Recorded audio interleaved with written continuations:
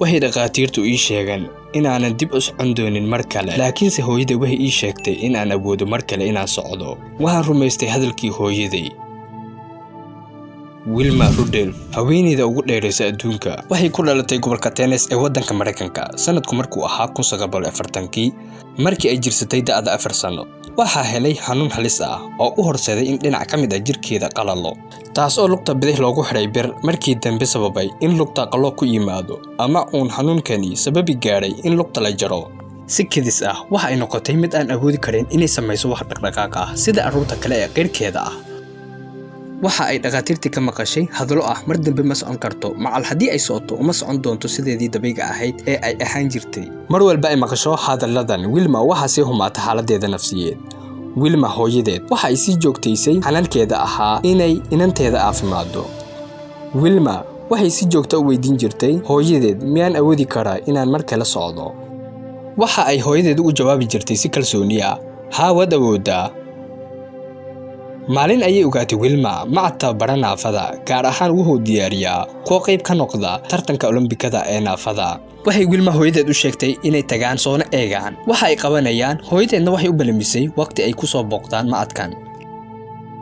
maalintii ugu horeysay ee Wilma tagto macadka naafada waxay la kulantay haweeney ka mid ah halyeeyadii hore ee tartanka orodka waxa ay Wilma u sheegtay inay taageero u tahay ayna jeceshahay inay maalin u noqoto sideeda oo kale laakiinse gabadhii waxay ku tiri Wilma xitaa waxa macquul ah inaad iga wanaagsanaato aniga waxa ay Wilma ku tiri gabadhii ahayd hooyadeed sidee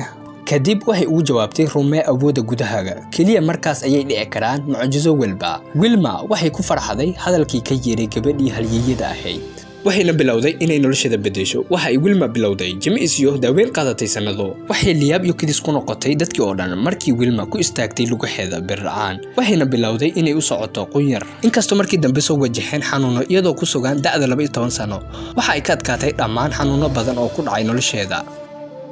dugsigeeda sare Wilma waxa ay ku biirtay kooxda kubadda kulliga iyadoo tusaale ka dhiganaysa wadadii walaasheed arintan oo fursad u noqotay si ay u barato tababara ED Temple wuxuu aad ula dhacay Wilma orodkeeda iyo dhaqdhaqaaqeeda waxa uu siiyay tababar adag si uu dibadda u keeno hibadeeda ajiibka ah waxa ay Wilma ka qayb gashay tartano badan oo maxalli ah sida tartankii Olombikada 1960 kadibna ay gaadhay guulo waaweyn oo ajiib ah sida tartankii 100 mitir kaas oo ay ku gaadhay 12 sekin kadibna waxay ka qayb gashay tartanka orodka 200 mitir kuna gaadhay 23 sekin gudahooda taasoo ka dhigtay tartanka rikoor cusub looguna yeeray magaca haweeneyda ugu dheeraysa adduunka dabadeed waxay Wilma ka qayb gashay tartan loo qabtay gobolka Tennessee kaas oo lagu tartamayay masaafo 400 mitir Wilma waxay awooday inay ku gaadho 44 sekin gudahooda tartankan waxay ku xaqiijisay rikoor caalami kuna guuleysatay abaalmarino kala duwan gabadhan oo yaraanteedii ahayd mid Uryaan ah noloshana ku helinayay xanuuno halis ah waxay ka gudubtay dhammaan caqabadihii ku hareersanaa nolosheeda waxay aamintay nafteeda in maalin uu dib u socon doonto ayna rumayn doonto riyooyinkeeda